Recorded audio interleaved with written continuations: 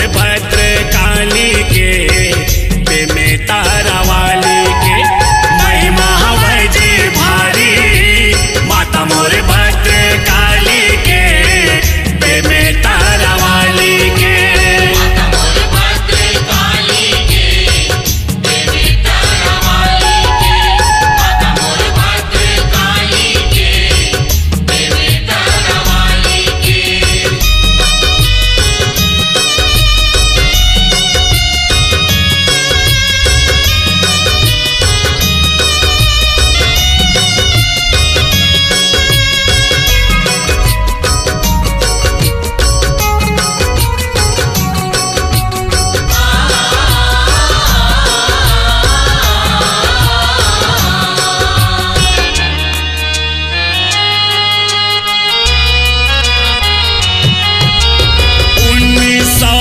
किसवी के गाथा सुनिहा ध्यान लगा के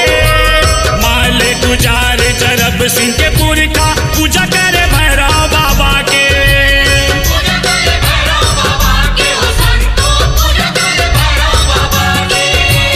हनुमान भैरव बाबा के मंदिर सुघर बना के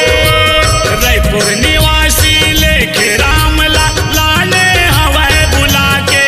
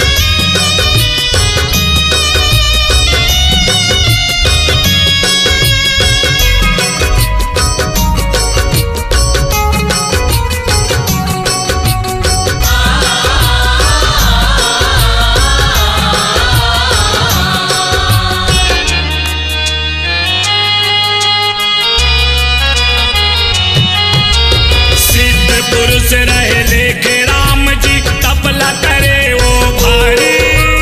माता के सौहत दर्शन पाए माता के बने पुजारी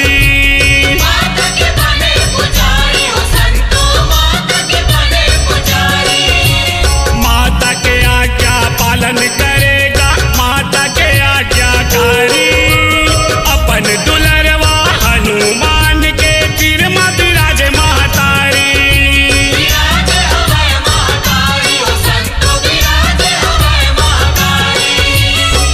में तरा में सुघर